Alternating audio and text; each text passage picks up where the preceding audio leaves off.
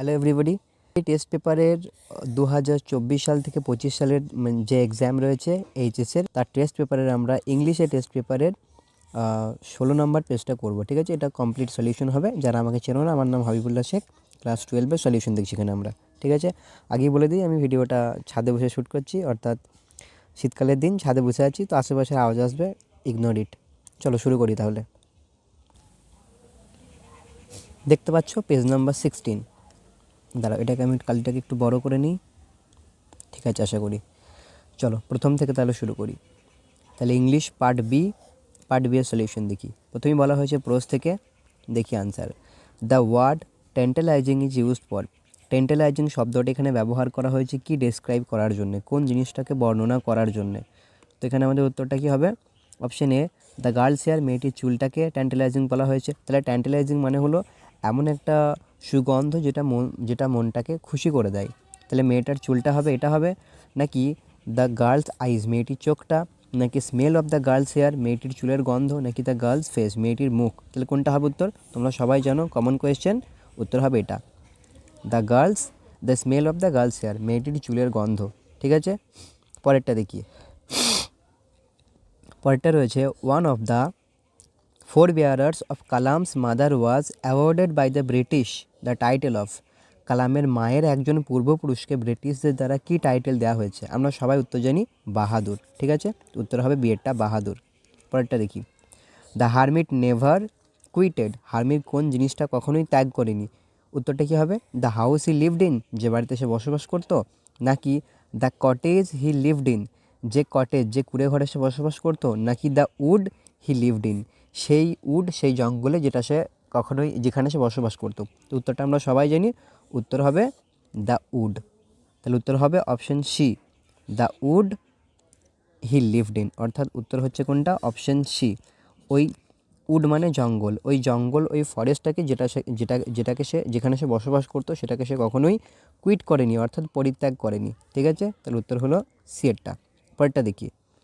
The boy wanted to buy, ছেলেটা কি কিনতে চেয়েছিল? ছেলেটা বলতে এখানে কার কথা বলা হয়েছে? রোজারের কথা বলা হয়েছে। কোত্থেকে নেওয়া হয়েছে? থ্যাংক ইউ ম্যাম থেকে নেওয়া হয়েছে। ঠিক আছে, দেখি। The boy wanted to buy, ছেলেটা কি কিনতে চেয়েছিল? ব্লু সুয়েট শুজ, নাকি দেখো শ্যুট, এটা কিন্তু সুয়েট নয়, হ্যাঁ এটা শ্যুট, তো এই বানানটা ভুল, তো এটা উত্তর হবে না। ব্ল্যাক কালারের, এটা সুয়েটটা ঠিক কিন্তু ব্ল্যাক নয়, এটা হবে ব্লু, তো এটা উত্তর হবে না। উত্তর হবে সি এরটা, ব্লু সুয়েট শুজ। তাহলে এটা উত্তর নয়, উত্তর হলো কোনটা তাহলে? সি এরটা। খুব খেয়াল করবে কিন্তু, হ্যাঁ, এক তো ব্লু ঠিক হতে হবে, দুই শ্যুট নয় সুয়েডই হতে হবে। তাহলে উত্তর হলো সি এরটা। চলো পরেরটা দেখি। পরেরটা কি বলা হয়েছে? পোয়েট্রি থেকে নেওয়া হয়েছে। পোয়েট্রি মিন্স কবিতা থেকে নেওয়া হয়েছে। দেখি। The valley is filled with, ভ্যালির মধ্যে কি পরিপূর্ণ ছিল? তাহলে ভ্যালি বলতে এটা নেওয়া হয়েছে কোন কবিতা থেকে? কমেন্টে জানিও। The valley is filled with, ভ্যালিটা কী দিয়ে, উপত্যকাটা কী দিয়ে পরিপূর্ণ? ফগ, কুয়াশা দিয়ে পরিপূর্ণ, সানলাইট, সূর্যের আলো দিয়ে, ফ্লাওয়ার, ফুল দিয়ে, নাকি মুনলাইট, চাঁদের আলো? একদমই চাঁদের আলো উত্তর নয়, ফ্লাওয়ার শোনায়, উত্তর হবে কি সানলাইট, সূর্যের আলো দিয়ে পরিপূর্ণ ছিল সেটা। পরেরটা দেখি। ইন মিনিয়েচার বাউস মানে ছোট্ট ছোট্ট ডালপালা। আচ্ছা, একটা ডিসক্লেমার দিয়ে দিই, যেহেতু এটা আমরা সলিউশন করছি, তোমরা একদম এটা এক্সপেক্ট করো না যে আমি তোমাদেরকে কোনো একটা উত্তর কমপ্লিটলি মানে এক্সপ্লেন করব। আমি জাস্ট উত্তর বলে যাবো, হার্ড হলে এক্সপ্লেন করব, কারণ এটা আমরা পুরো চ্যাপ্টার, পুরো সিলেবাসের ওপরে হচ্ছে, সব এক্সপ্লেন করতে গেলে অনেক বড় ভিডিও হয়ে যাবে। তাহলে ইন মিনিয়েচার বাউস, ছোট্টখাটো ডালপালাগুলি, দ্য ওয়ার্ড বাউস মিনস, তাহলে বাউস মানে কি? গাছের ছোটো ছোটো ডালপালা। তাহলে রুট তো নয়, তাহলে এটা উত্তর হবে না, রুট নয়। রেইন, বৃষ্টিপাত, না লিভস মানে পাতা, নাকি শুটস? তাহলে উত্তরটা কী হবে? শুটস হবে না, উত্তরটা হবে লিভস, পাতা। ঠিক আছে, কচি কচি পাতাকে বলা হয়েছে মিনিয়েচার বাউস, ছোট্ট ছোট্ট ডালপালা। পরেরটা দেখি। The darling birds of May কোত্থেকে নেওয়া হয়েছে? Sonnet number 18। তাহলে ডার্লিং বার্ডস অফ মে আর সেকেন্ড বাই, ওই যে মে মাসের সুন্দর সুন্দর ফুলের কুড়িগুলিকে, বার্ড মানে ফুলের কুড়ি, ফুলের কুড়িগুলিকে শেক মানে নাড়িয়ে দেওয়া, কাঁপিয়ে দেওয়া হয়েছে কাদের দ্বারা? জেন্টাল উইন্ড, খুব নম্র বাতাসের দ্বারা, না ওয়েস্ট উইন্ডের দ্বারা, না নর্থ উইন্ডের দ্বারাও না, উত্তর হবে কি রাফ উইন্ডের দ্বারা। তাহলে আনসার হয়ে গেল ডিএরটা, রাফ উইন্ড। পরটা দেখি। The grasshopper takes the lead in, grasshopper কোন সিজনে, কোন সময়ে গানটা গায় কোন সময় সে নেতৃত্ব নেয়? তাহলে উত্তরটা কী হবে দেখি। উইন্টার লাক্সারি, উইন্টারে নেয় না, অটমে নেয় না, সামারে নেয়, হ্যাঁ স্প্রিংয়ে নেয় না, তাহলে সামারে নেয়। মনে রাখবো সামার সিজনে দুজন নিচ্ছে, একটা হবে বার্ড আর একটা হবে গ্রাসহপার, ঠিক আছে। আর উইন্টারে নেবে একজন, সেটা হচ্ছে ক্রিকেট। লিখছি না আমি এত, পরেরটা চলে আসি। Drama, spit it out, Chubukov arts Lomov to. দেখো তাহলে স্পিট ইট আউট অর্থাৎ এটার বাংলা মানে হলো ঝেড়ে কাশো, অর্থাৎ মুখে যা আছে ভালোভাবে বলো। স্পিট মানে আসলে থুতু ফেলা, পারে এক্ষেত্রে ঝেড়ে বলো। Chubukov arts Lomov to, Chubukov লোমভকে বললো যে স্পিট ইট আউট অর্থাৎ ঝেড়ে কাশো। তার মানে কি? তার মানে get out of the room, চুবুকভকে লোমভকে রুম থেকে বেরিয়ে যেতে বললো। এটার মানে এটা একদমই নয়। Spit a piece of meat, এটাও নয়। মিট মানে মাংসের টুকরো, মাংসের টুকরোটাকে মুখ থেকে রাখতে বলা হয়েছে, এটাও নয়। স্পিট কফ আউটসাইড, তার কফ মানে কি? মুখের মধ্যে যে থুতু আসে সেই থুতুটাকে ফেলতে বলা হয়েছে, সেটাও না। সে ইট প্লেনলি, হ্যাঁ সে যে যে কথাটা বলতে চাইছে সে কথাটা প্লেনলি খুব নরমভাবে ভালোভাবে বলে দিতে বলা হয়েছে। অর্থাৎ সে অনেকক্ষণ ধরে বলতে চেয়েছিল যে নাতালিয়াকে সে বিয়ে করতে চায়, সেটা তাকে বলতে বলা হয়েছে। তো উত্তর হবে এটা। পরেরটা দেখি। The name of the younger aunt of Lomov's, লোমোভের ইয়াঙ্গার আন্টের নাম কী ছিল? হ্যাঁ উত্তরটা কী হবে? নাস্তালিয়া মিহাইলোভনা। তাহলে এটা নয় উত্তর, এটাও নয়, ক্যাথারিন মেন্সফিল্ডও নয়, এটাও নয়। উত্তর হবে এটা, নাস্তালিয়া মিহাইলোভনা। উত্তর হয়ে গেল ডি এরটা। পরেরটা দেখি আমরা। Natalia is in her mid 20s mid 40s। তাহলে নাতালিয়ার বয়স কত ছিল? নাতালিয়ার বয়স ছিল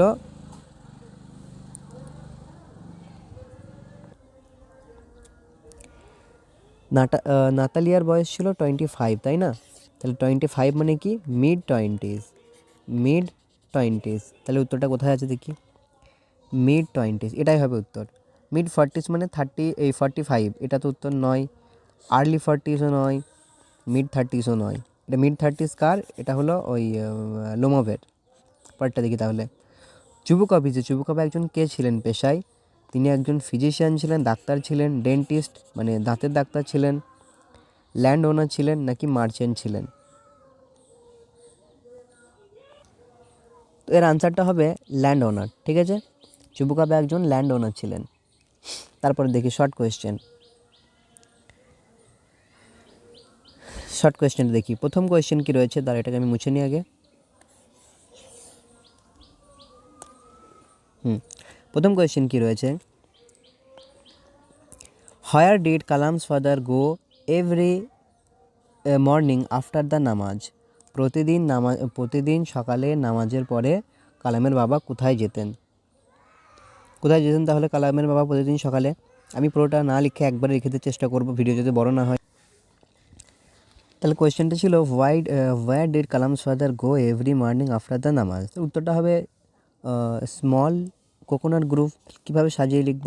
এখান থেকে শুরু করব। কালামস ফাদার, গোয়ের জায়গায় হয়ে যাবে ওয়েন্ট। এই ডিডের সেকেন্ড ফর্মটা চলে এসে এটা হয়ে যাবে ওয়েন্ট। তার উত্তরটা কি হলো? Kalam's father went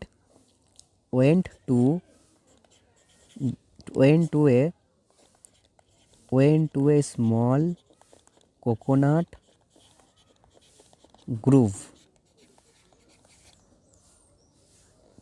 গ্রুভ every morning after the namaz. তাহলে আনসারটা কি দাঁড়ালো এভাবে, Kalam's father went to a small coconut grove every morning after the namaz. পরেরটা দেখি। পরেরটা হলো what was the name of the high priest of Rameswaram temple? Rameswaram টেম্পলের হাই প্রিস্টের নাম কি? উত্তরটা হোয়াটের জায়গায় লিখে দেবো পক্ষী লক্ষ্মণ শাস্ত্রী, PAKSHMI। বানটা স্পেলিংটা ভুল হতে পারে, দাঁড়াও চেক করে আমি বলে দিচ্ছি। দেখো এখানে আছে what was the name of the, একবার দেখাই, what was the name of the high priest of Rameswaram temple. শুধু হোয়াটের জায়গায় লিখে দেবো এই যে নামটা, কী নাম? পক্ষী লক্ষ্মণ শাস্ত্রী। তাহলে উত্তরটা হলো Pakshi Lakshmana Sastri was the name of the high priest of Rameswaram temple, ঠিক আছে। নামটা খুব ইম্পর্টেন্ট। পরেরটা দেখি আমরা। 3 নম্বর কোয়েশ্চেন আছে, what was the full name of Mrs Jones? Mrs জোন্সের পুরো নাম কি? উত্তরটা হলো হোয়াটের জায়গায় লিখে দেবো Mrs Luella Bates Washington Jones was the full name of Mrs Jones. এটা হলো উত্তর, শুধু হোয়াটের জায়গায় নামটা লিখে দিলেই হবে। তারপরটা, why did Mrs Bates warn Roger, what did, কি মিসেস বেটস কি ওয়ার্নিং দিয়েছিল রোজারকে, কি ওয়ার্ন করেছিল, কি সতর্কতা দিয়েছিল? তো উত্তরটা কী হবে? উত্তরটা নিচে আমি লিখে দিয়েছি যেহেতু একটু বড়, এই যে এটা হলো উত্তরটা।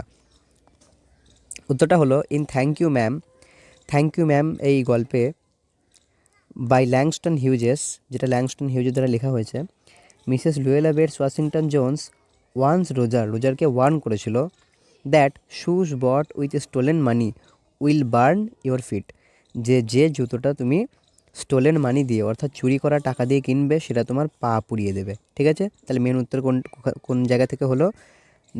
That shoes bought with stolen money will burn your feet, যেটা তোমার পাটাকে পুড়িয়ে দেবে। এটাই হলো উত্তরটা। পরেরটা দেখি, আমি একটু তাড়াতাড়ি যাওয়ারই চেষ্টা করছি, বড় হয়ে যাবে না হলে। পরেরটা, why did the czar give the award to none, czar কেন তার অ্যাওয়ার্ডটা কাউকে বা কোনো ব্যক্তিকে দেয়নি? এর উত্তরটা আমরা কি লিখব?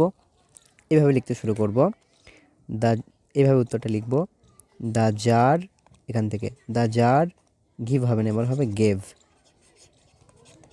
Gave the award to naan as every one gave different answer, কারণ প্রত্যেকেই আলাদা আলাদা উত্তর দিয়েছিল, ডিফারেন্ট আনসার্স, কারণ প্রত্যেকেই আলাদা আলাদা উত্তর দিয়েছিল। অ্যান্ড বা সো, এবার কমা দিয়ে লিখে দেবো, so he did not satisfy, full stop. ঠিক আছে, এটাই হবে উত্তর। তাহলে ফাইনাল উত্তরটা একবার বলে দিই, the czar gave the reward to none, যার কোনো ব্যক্তিকে অ্যাওয়ার্ড দেয়নি, কারণ যেহেতু এভরিওয়ান গেভ ডিফারেন্ট আনসার্স, প্রত্যেকেই আলাদা আলাদা উত্তর দিয়েছিল, so he did not satisfy, তাই সে সন্তুষ্ট হয়নি। পরেরটা দেখি, মুছে দিচ্ছি আমি, এটা গন্ডগোল লাগছে দেখে, তোমরা ভিডিওটাকে পেছিয়ে আবার উত্তর লিখে নেবে। পরেরটা কী আছে, হাউ লং, কতক্ষণ পর্যন্ত, did the tsar dig the bed, কতক্ষণ পর্যন্ত সে মাটি খুঁড়েছিল, জার কতক্ষণ মাটি খুঁড়েছিল সে? তাহলে উত্তরটা হবে এই যে এটা, in Leo Tolstoy short story বা story 3 question, the tsar dug beds, উত্তরটা হলো এখান থেকে, until the sun went down behind the trees, যতক্ষণ পর্যন্ত সূর্যটা গাছের পেছন দিয়ে নিচে না নেমে গিয়েছে ততক্ষণ পর্যন্ত সে মাটি কেটেছিল, অর্থাৎ যতক্ষণ না সূর্য ডুবে গেছে। ঠিক আছে, তার উত্তরটা কি হলো? Until the sun went down behind the trees, যতক্ষণ না সূর্যটা গাছের নিচে দিয়ে নেমে পড়েছে। চলো পরেরটা দেখি, who broke into the narrator's reverie, K narrator অর্থাৎ কথকের দিনের ঘুমটাকে ভেঙে দিয়েছিল, দিনের স্বপ্নটাকে বা ঘুমটাকে যাই হোক ভেঙে দিয়েছিল, কে ভেঙে দিয়েছিল? শুধু হুয়ের জায়গায় লিখে দেবো, আমি এখানে লিখছি হুয়ের জায়গায় লিখে দেবো the new male co passenger PASSENGER, নতুন পুরুষ সহযাত্রী, তার যে নতুন পুরুষ সহযাত্রী সেই ব্যক্তিরা তার ঘুমটাকে ভাঙিয়ে দিয়েছিল, দিনের ঘুম বা স্বপ্নটাকে ভাঙিয়ে দিয়েছিল। ঠিক আছে, পরেরটা দেখি, চলো পরেরটা দেখি তাহলে এটা হয়ে গেল, মুছে দিচ্ছি আমি আবার এটা। পরেরটা কি রয়েছে, হোয়েন ডিড দ্য গার্ল লাফ in a clear ringing tone, কোন সময়ে মেয়েটা হেসেছিল একটু পরিষ্কারভাবে এবং রিঙ্গিং টোন, যাই হোক এইভাবে মেয়েটা কখন হেসেছিল? আইস হ্যাবিট থেকে নেওয়া হয়েছে, তো এর উত্তরটা রয়েছে এখানে। তো উত্তরটা কি, in Ruskin Bond short story, Ruskin বন্ডের ছোট গল্পতে, দ্য আইস হ্যাবিট, এটা ইন্ট্রোডাকশন যেটা লিখি আমরা, the girl loves in a clear ringing voice after the narrator tells her she has an interesting face, তাহলে এখানে মেন উত্তর কোনটুকু? মেন উত্তর হলো এখান থেকে, যে after the narrator tells her she has an interesting face, যখন ন্যারেটর মেয়েটিকে বলল তোমার একটা ইন্টারেস্টিং ফেস, খুব সুন্দর একটা মুখ রয়েছে, তখন মেয়েটি হাসলো। ঠিক আছে, তো এটা হলো উত্তর, লিখে নেবে। চলো তারপরে কবিতার দিকে যাই, এটা আমরা মুছে দিই। চলো প্রথম কোয়েশ্চেন দেখি তাহলে পোয়েমের poetry. Why do the birds hide in cooling tree? পাখিরা কেন পাখিরা কেন শীতল গাছের নিচে আশ্রয় নেয়? তাহলে উত্তরটা আমি উপরে লিখে দিয়েছি এখানে, এই যে দেখতে পাচ্ছ এখানে, the birds hide in cooling tree because they are exhausted by. আরেকবার বলছি দেখো, তাহলে আনসার কোয়েশ্চেনটা কী ছিল? Why do the birds hide in cooling tree? পাখিরা কেন শীতল ঠান্ডা গাছের নিচে বিশ্রাম নেয়? উত্তরটা আমি এখানে লিখে দিয়েছি, the bird hide the birds hide in cooling tree because they are exhausted. কারণ তারা এক্সহস্টেডটা তোমরা না লিখতে পারলে এর পরিবর্তে লিখে দেবে দে আর টায়ার্ড, TIRED, মানে ক্লান্ত হয়ে যাওয়া। They are tired by scorching heat of summer. গ্রীষ্মের প্রচণ্ড তাপে তারা ক্লান্ত হয়ে গেছে। সো অ্যান্ড বা তাই hence they want to take a break or rest. তাই তারা বিশ্রাম নিতে চায়, সেই জন্য তারা ঠান্ডা শীতল গাছের নিচে বিশ্রাম নিচ্ছে। চলো পরেরটা দেখি, 10-এরটা। হোয়াট ডাজ দ্য নিউ মর্ন মিড ইমপ্লাই? এখানে নিউ মর্ন মিড বলতে মানে নতুন সদ্যজাত কাটা একটা ভূমি বলতে কি বোঝানো হয়েছে ওটা অ্যাকচুয়ালি। তাহলে এর উত্তরটা হলো এটা, দেখতে পাচ্ছ আমি মুছে দিই সবটা। তাহলে এর উত্তরটা হবে, এটার উত্তরটা হলো এটা। দ্য ফ্রেজ নিউ মর্ন mid means freshly chopped Meadows, বা ফ্রেশলি চপ না লিখতে পারলে এর জায়গায় লিখতে পারো কাট। চপ না লিখতে পারলে লিখে দিতে পারো কাট, মানে নতুন সদ্যজাত কাটা একটা মিডো মানে ফিল্ড, নতুন সদ্যজাত কাটা একটা কী বলে এটাকে, জমিকে বোঝানো হয়েছে। পরেরটা দেখি, where does the tree's strength lie? কোথায় একটা গাছের শক্তি থাকে? তাহলে উত্তরটা কি লিখবো? উত্তরটা আমি কোথায় লিখবো? এর উত্তরটাই নিচে লিখে দিই, এখানে লিখে দিই, the strength the tree's strength the the tree's strength lies in it's roots, ROOTS, roots. ঠিক আছে, তাহলে the tree's strength lies in it's roots. ঠিক আছে, গাছেদের শক্তি থাকে তাদের রুটসে, অর্থাৎ তাদের মূলে। পরেরটা দেখি, পরেরটা কি বলা হয়েছে, not so much pen will do it. বলছে এই পরিমাণ পেন, এই পরিমাণ যন্ত্রণা এই কাজটা করতে পারবে না। প্রশ্ন হলো what task does the word it refers to? এখানে ইট বলতে কোন কাজটাকে বোঝানো হয়েছে? তাহলে উত্তরটা লিখবো ইট। উত্তরটা আমি কোথায় লিখছি? এখানে। ইট refers to the act of killing a tree. The act of killing a tree, এখানে ইট বলতে বোঝানো হয়েছে একটা গাছকে হত্যা করার অ্যাক্ট, মানে ঘটনা। ঠিক আছে, ক্লিয়ার? তোমরা উত্তর করে নিও, মুছে দিচ্ছি আমি। পরেরটা দেখো, পরেরটা কি বলা হয়েছে, where does the stream leaves long strands of silver? কোথায় কোথায় সেই স্ট্রিম মানে নদী, কোথায় নদীটা একটা লম্বা লম্বা একটা সিলভারের সুতোর মতো ছাপ ছেড়ে যাচ্ছে? কোথায় দেখি তাহলে এটা, আমি আনসারটা এখানে লিখে দিয়েছি এটা। ঠিক আছে, দেখতে পাচ্ছ আশা করি। এগুলো আমি মুছে দিই, তাহলে ক্লিয়ার হয়ে যাবে। এই যে এই আনসারটা, এটার আনসার হলো এই যে এখানে, in the poem asleep in the valley by Arthur Rimbaud. ঠিক আছে, আর্থার রিম্বডের লেখা অ্যাসলিপ ইন দ্য ভ্যালি কবিতায় a slow stream leaves long strands of silver on the bright grass. তাহলে কোথায় ফেলে গেছে? অন দ্য ব্রাইট গ্রাস, সবুজ একটা ভূমিতে। ঠিক আছে, সবুজ উজ্জ্বল একটা ঘাসের উপরে। অর্থাৎ এটা যদি একটা ভূমিভাগ হয়, দুই দিকে সবুজ সবুজ গাছ, মাঝখান দিয়ে নদীটা এরম করে গেছে, উপর থেকে দেখে মনে হচ্ছে সিলভার কালারের একটা সুতো। ঠিক আছে, তাহলে উত্তরটা হলো এটা, তোমরা লিখে নেবে। পরেরটা দেখি, what do the two red hole signify? এখানে টু রেড হোল বলতে কি বোঝানো হয়েছে? তো খেয়াল রাখবে, এখানে টু রেড হোল বলতে বোঝানো হয়েছে বুলেটের, অর্থাৎ গুলির দাগ। তাহলে উত্তরটা লিখব, টু রেড হোলস, ভালো করে লিখি, ডবল কোটেশনের ভিতরে two red holes quotation signifies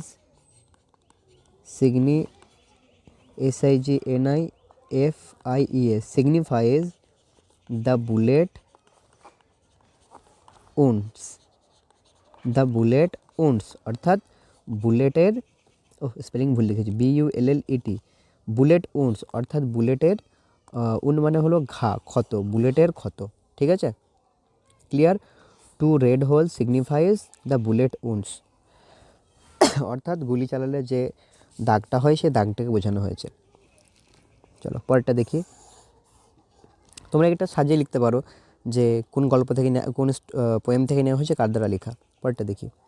how does the poet Shakespeare want to perpetuate the beauty of his friend, কীভাবে কবি শেক্সপিয়র তার বন্ধু চেয়েছিল তার বন্ধুর বিউটিকে, সৌন্দর্যকে, পারপেচুয়েট মানে তার বন্ধুর সৌন্দর্যকে তুলে ধরতে, কম্পেয়ার করতে, মানে অমর করে তুলতে, কীভাবে চেয়েছিল সে। তাহলে উত্তরটা প্রশ্ন থেকেই সাজিয়ে লিখবো, এখান থেকে উত্তরটা লিখবো। এখান থেকে লিখতে আমি শুরু করছি। The poet Shakespeare wants, S যোগ করে দেবো। The poet Shakespeare wants to perpetuate the beauty of his friend, এবার এখানে কিছু যোগ করব, কি যোগ করব, by comparing, PARING, by comparing his friend to a summer's day, friend to a summer's day, একটা গ্রীষ্মের দিনের সঙ্গে, সামার্স ডে, একটা গ্রীষ্মের দিনের সঙ্গে তার বন্ধুকে তুলনা করে সে তার বন্ধুকে অমর করতে চেয়েছিল। ঠিক আছে, কমপ্লিট, মুছে দিচ্ছি আমি। চলো পরেরটা দেখি। পরেরটা, what does the eye of even refer to, I of even বলতে কাকে বোঝানো হয়েছে, এটা একদম কমন কোয়েশ্চেন, এখান থেকে উত্তর লিখব। The eye of heaven refers, এসটা যোগ হবে, রেফার্স টু দ্য সান। ঠিক আছে, আই অফ ইভেন বলতে এখানে বোঝানো হয়েছে সূর্যকে। চলো এটা কোত্থেকে নেওয়া হয়েছে, এখানে কমাতে লিখতে পারো, in sonnet number 18, in sonnet number 18 by Shakespeare লিখতে পারো তোমরা। চলো পরেরটা, তারপরে কি রয়েছে দেখি। এরপরে রয়েছে 5 মার্কসের। দেখো 5 মার্কসের তোমাদের অলরেডি সব লেখানোই আছে, তো তাও আমি চেষ্টা করব যে কটা স্ক্রিনশট দেওয়ার, এভাবে দেওয়ার। 5 মার্কসে আমরা 5 মার্কস না 6 মার্কস, 6 মার্কসে আমরা শেষে যাব, তার আগে গ্রামারগুলো আমরা আবার দেখে নিই। ঠিক আছে, তাহলে এখান থেকে হলো গ্রামার পোর্শনটা তোমাদের শুরু। দেখি প্রথম কোয়েশ্চেন রয়েছে, my parents were widely regarded as an ideal couple, change the voice, ভয়েসের কথা বলা হয়েছে। রিপিটেশন কোয়েশ্চেন, আগে তোমাদের ছিল এটা কোয়েশ্চেন ব্যাংকে, এখন টেস্ট পেপারে দিয়েছে, তাহলে উত্তরটা কীভাবে করব। মাই parents were widely regarded as an ideal কাপল মানে হলো, আচ্ছা আমি তো এক্সপ্লেনেশন যাচ্ছি না, উত্তরটা করছি। তাহলে উত্তরটা কী হবে, এখানে লিখি আমি যে কারা আইডিয়ালি পিপল বলে আমার প্যারেন্টদেরকে, পিপল। তাহলে উত্তরটা লিখবো পিপল রিগার্ডেড, আচ্ছা people widely regarded, people widely regarded my parents as an ideal couple, my parents as an ideal couple, as an ideal কাপল। ঠিক আছে, as an ideal couple, complete. উত্তর কী হলো, people widely regarded my parents as an ideal কাপল, সাধারণ মানুষেরা আমার বাবা মাকে একটা আইডিয়াল কাপল বলে থাকে বা মেনে থাকে। কমপ্লিট, মুছে দিচ্ছি। চলো পরেরটা, as soon as she left the train she would forget our brief encounter করতে বলেছে নেগেটিভ। আচ্ছা অ্যাজ সুন অ্যাজ থাকলে নো সুনার হ্যাড হয়। চলো শুরু করি তাহলে উত্তরটা এখানে, নো সুনার হ্যাড,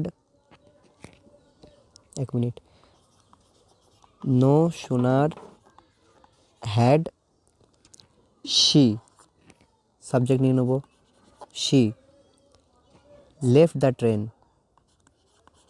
খেয়াল রাখবো এটা কিন্তু ভার্বের third form, left the train, তারপরে কমা হবে, সরি কমার জায়গায় দ্যান হবে, কমার জায়গায় কী হবে, দ্যান, THAN, দূরে লিখে একটু, THAN, দ্যান। তারপরে দ্বিতীয় সেন্টেন্সটা যা ছিল তাই লিখে দেবো। দ্বিতীয় সেন্টেন্সটা কী ছিল, শি উড, আমি লিখছি না ঠিক আছে, তোমরা বুঝে নাও যে এই she would forget our brief encounter পর্যন্ত, তো এখানে she would forget our brief encounter পর্যন্ত। ক্লিয়ার, আমি আর লিখছি না তাহলে। চলো পরেরটা দেখি তাহলে।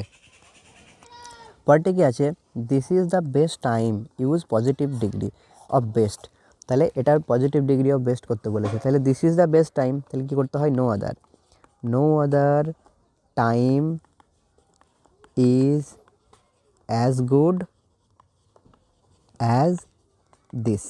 ঠিক আছে, চলো পরেরটা চলে আসি। The czar said I come to you wise man for an answer to my question. করতে বলেছে ইনডিরেক্ট অর্থাৎ ন্যারেশন চেঞ্জ। আমি মুছে নিই এটাকে, দাঁড়াও। দেখো এখানে তাহলে কোয়েশ্চেনটা কী রয়েছে, the czar said I come to you wise man, তাহলে ওয়াইজ ম্যানের কাছে এসছে for an answer to my question. তাহলে এর উত্তরটা করলে কেমন হবে, যে জার বলছে ওয়াইজ ম্যানকে, তাহলে এটুকু প্রথমে করি। দ্য জার কি লিখবো, sorry, the tsar told wise man, wise man কী বলছে, দ্যাট আই কাম, তাহলে আই কামটা কি হয়ে যাবে, কে এসছে, জার এসছে, আইটাকে tsar, that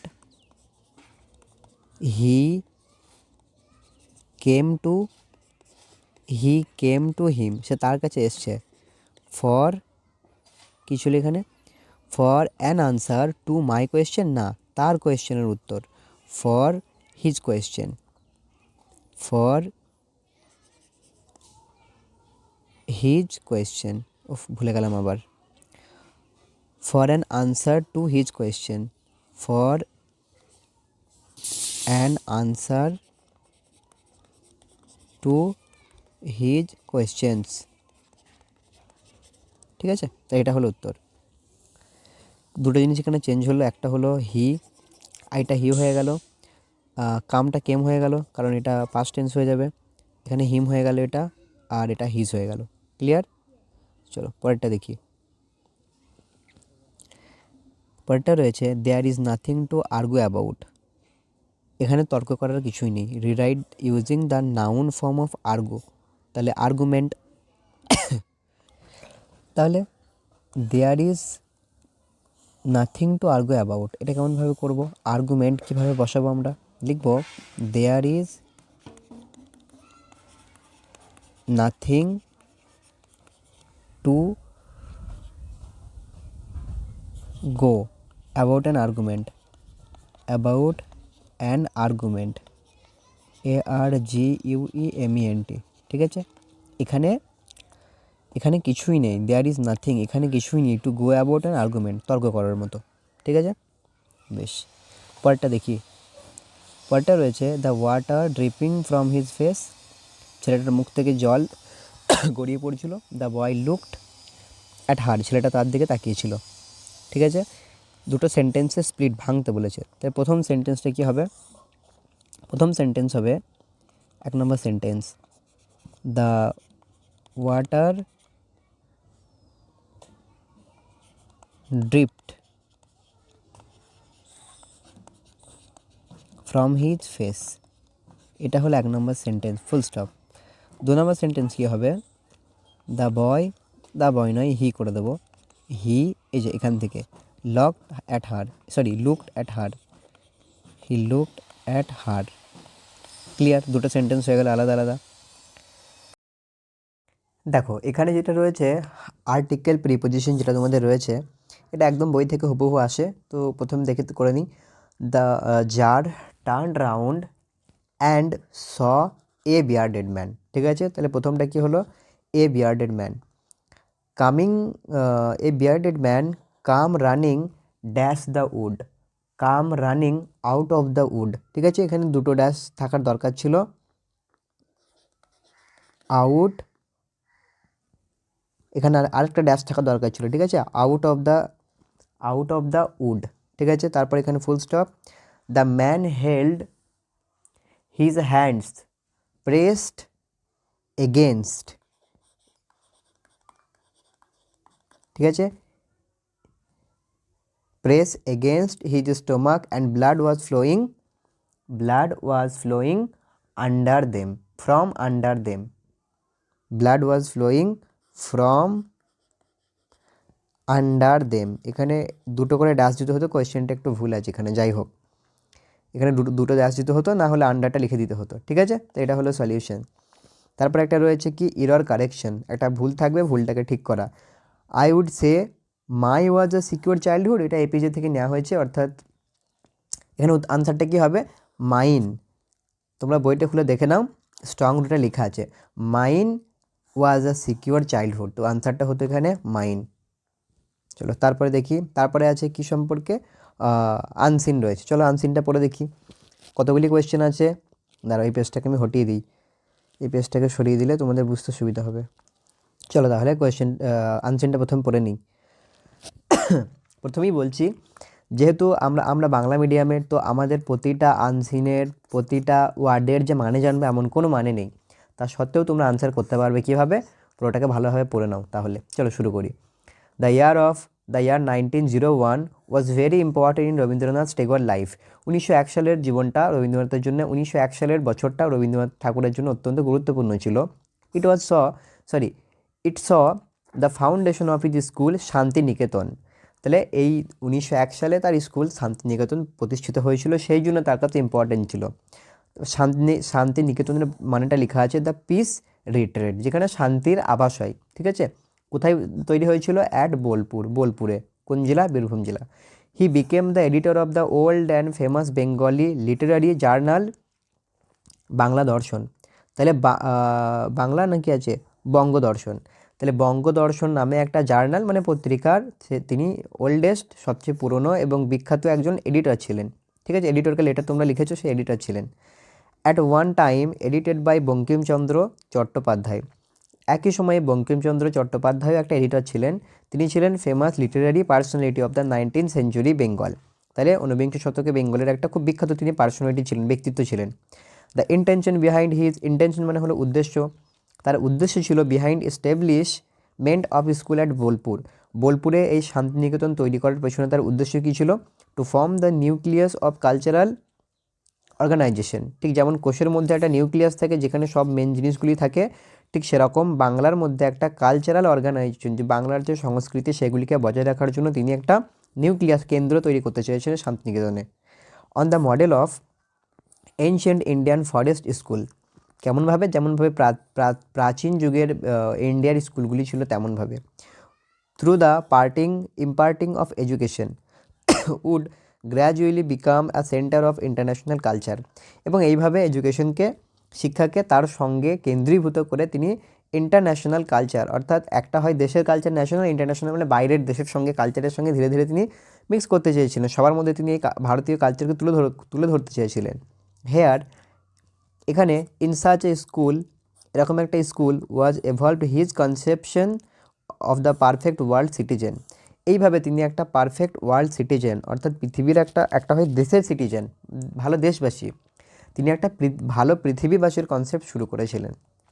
the world he had founded, যে পৃথিবী তিনি তৈরি করেছিলেন, ওয়াজ ফুল অফ সাউন্ড স্কলার্স, সেখানে প্রচুর পরিমাণে স্কলার্স মানে যারা ভালো পড়াশোনা করে, রিসার্চ করে, উচ্চশিক্ষায় শিক্ষিত, তাদেরকে বলি স্কলার্স।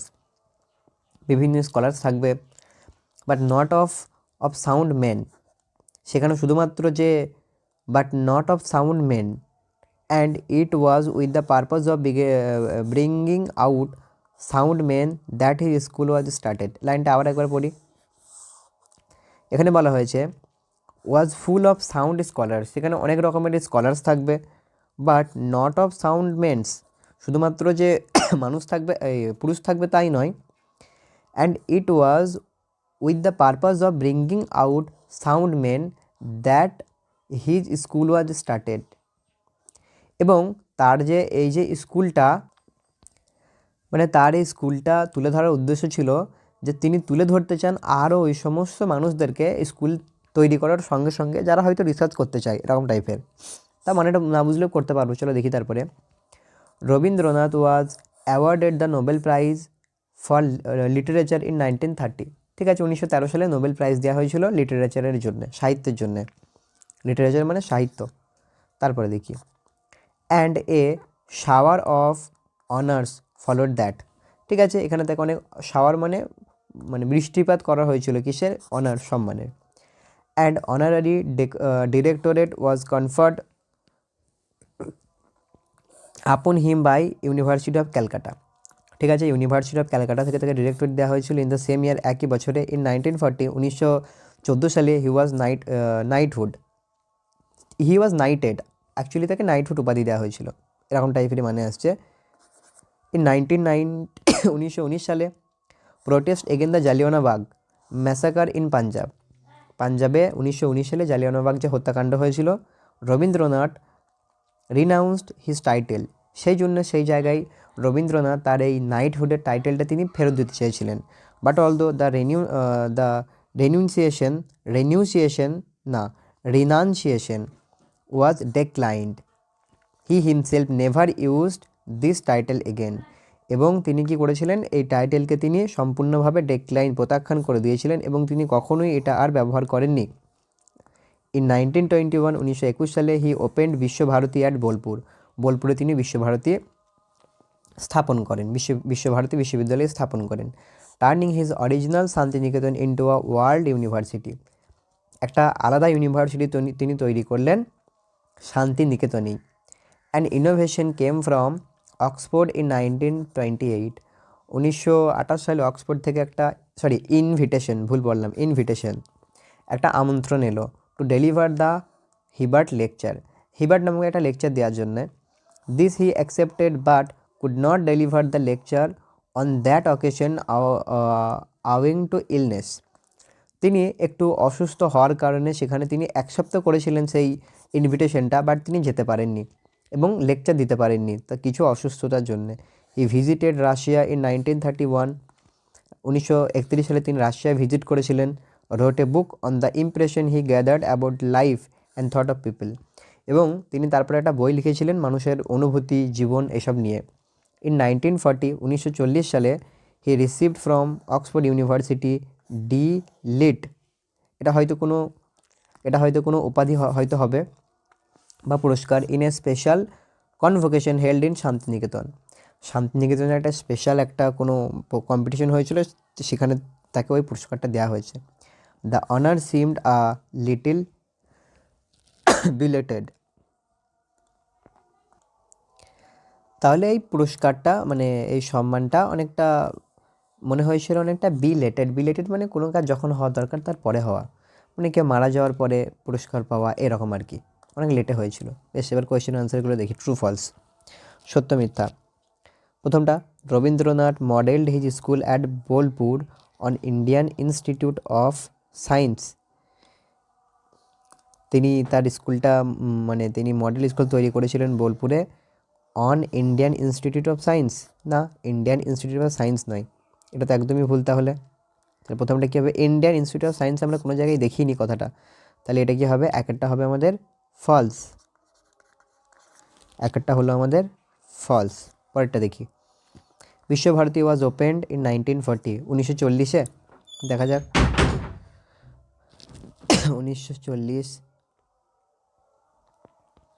বিশ্বভারতী 1940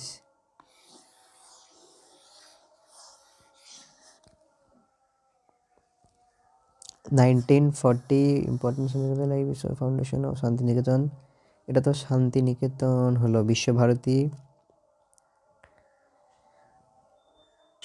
এই যে এটা 19 দেখতে পাচ্ছ, এই যে 1921 ওপেন বিশ্বভারতী, তাহলে 1921-এ, 1940-এ নয়, 1921-এ। তাহলে এটাও কি হবে, এটাও হবে ফলস, এটাও ফলস। তারপরটা দেখি, তারপরটা হলো Bangla Darshan was a famous Bengal literary journal. একদম ঠিক, এটা ট্রু হবে। তাহলে এটা দেখলাম, একবার দেখেও নিই। বাংলা দর্শন কোথায় ছিল,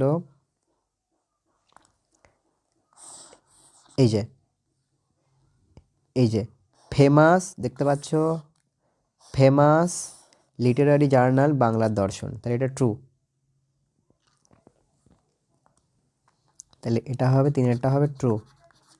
তারপরটা দেখি, দ্য ইউনিভার্সিটি অফ ক্যালকাটা অ্যাওয়ার্ডে রবীন্দ্রনাথ দলিত ইন 1940। দেখে নিই, একটু আগেই পড়লাম।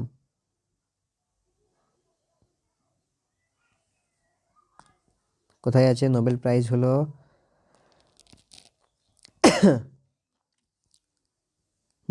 পেয়েছি। তাহলে 1940-এ পেয়েছিল, অক্সফোর্ড ইউনিভার্সিটি দিয়েছিল, ক্যালকাটা ইউনিভার্সিটি নয়, তাহলে এটা ফলস। এখানে কি বলেছে, ইউনিভার্সিটি অফ ক্যালকাটা, তাহলে এটা হলো ফলস। ঠিক আছে, হলো সব কটা আনসার। তারপরে কি রয়েছে, why did Rabindranath Tagore renounce his knighthood? কার জন্যে? জালিয়ানওয়ালাবাগ ম্যাসাকারের জন্য। তাহলে এর একের আনসারটা হবে এখান থেকে এই যে এখান থেকে আনসারটা লিখবো। In 1919 in protest against the Jallianwala Bagh massacre in Punjab Rabindranath Tagore renounce his title. পুরো লিখে দেবো। কতটা আনসার হবে সবটা মুছে দিই। পুরো এখান থেকে শুরু করে এই পর্যন্ত পুরো এই পোর্শনটা আনসার লিখে দেবে। ঠিক আছে, সাজিয়ে লিখতে পারলে ভালো, না পারলে এভাবে লিখে দেবে। এটা হলো এর আনসারটা। তারপরের কোয়েশ্চেনটা কি আছে? Why was Bankimchandra famous? Bankimchandra কেন ফেমাস ছিল? কারণ তিনি একজন এডিটর ছিলেন, একটু আগেই পড়লাম। এই যে তাই লিখে দেবো Bankimchandra was famous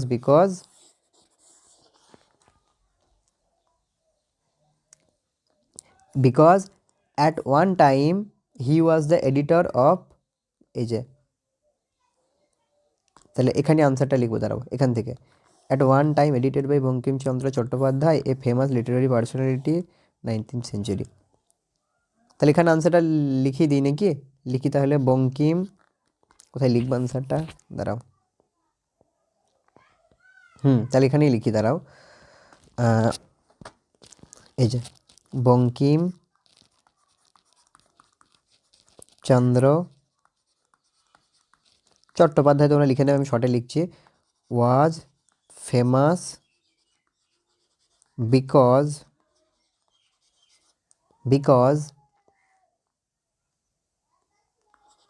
at one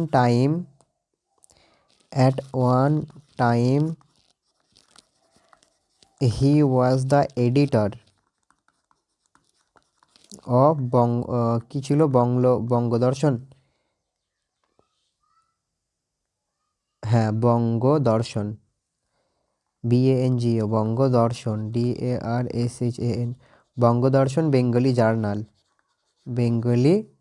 journal and আরেকটু আনসার লিখবো, অ্যান্ড এইটুকু লিখবো এখান থেকে। He was a famous literary personality of the 19th century. ঠিক আছে, এটুকু বুঝতে পারলাম। এটা লেখার পরে অ্যান্ড লিখবো, দিয়ে তারপরে এই লাইনটা লিখে দেবো, এই লাইনটা, he was a famous literary personality of 19th century Bengal. চলো পরেরটা, তোমরা টাইম নিয়ে করবে, আমি তাড়াতাড়ি করে দিচ্ছি। Mention the list 3 degree honours which Rabindranath Tagore achieve during his life time. 3টে ডিগ্রি, তাহলে আনসারে কীভাবে লিখবো দ্য 3 ডিগ্রিজ অর অনার্স, এখান থেকে লিখবো আমরা, দ্য, পুরোটা মুছি, এখান থেকে লিখবো the 3 degrees or honours which Rabindranath Thakur achieve during his life war, 3টে নাম লিখে দেবো। প্রথম ডিগ্রি কী ছিল? Knighthood, KNIGHT, knighthood. তারপর ডিগ্রিটা কী ছিল? নোবেল প্রাইজ, অনার একই তো ব্যাপার, নোবেল প্রাইজ। আরেকটা কী ছিল? ডিলিট নাকি, এই যে এটা D.LITT,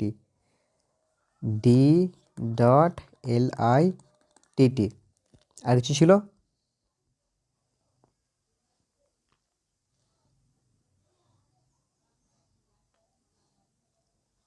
বেশ, ওটা লিখলি এনাফ।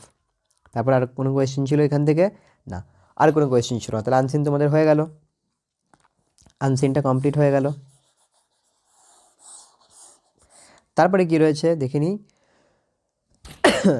রিপোর্টটা তোমাদের লিখিয়ে দিয়েছি already. Write a report on the annual cultural programme.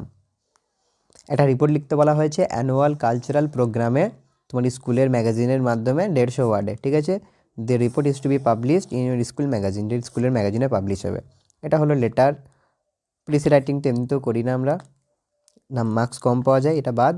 এটা কি রয়েছে? এটা লেটার হলো দত্ত ইলেকট্রনিক্স হলো requesting for replacement of TV set which you have brought. তুমি একটা টিভি কিনেছো, সেটা রিপেয়ার করার জন্য বা রিপ্লেস করার জন্য, নতুন কিছু দেওয়ার জন্য। ঠিক আছে, তো ব্রড এটা আমরা লিখছি না। তাহলে এ পর্যন্ত হলো ব্রড কোয়েশ্চেনগুলি। আমরা একবার দেখে নেবো কোনটা কোনটা লেখানো নেই, সবই লেখানো আছে, তোমরা জাস্ট খেয়াল করে একবার দেখো। প্রথম প্রশ্ন আছে, the girl got up and began to collect her things. আচ্ছা তার আগে একবার ছাড়ো। তো এটা লেখানো আছে who is the girl refer to করানো আছে, এটা দেখি এ। টু এরটা কি আছে দেখি, I have throughout my life tried to emulate my father, strong root থেকে নেওয়া হয়েছে। তারপরটা কি আছে, you gonna take me to jail, এটা নেওয়া হয়েছে থ্যাংক ইউ ম্যাম থেকে। তারপরটা কি আছে, what were the three question, মানে থ্রি কোয়েশ্চেন থেকে নেওয়া হয়েছে। বেশ, তোমরা ব্রডগুলি দেখে নেবে, যেটা নেই সেটা জানাবে, ঠিক আছে? বেশ।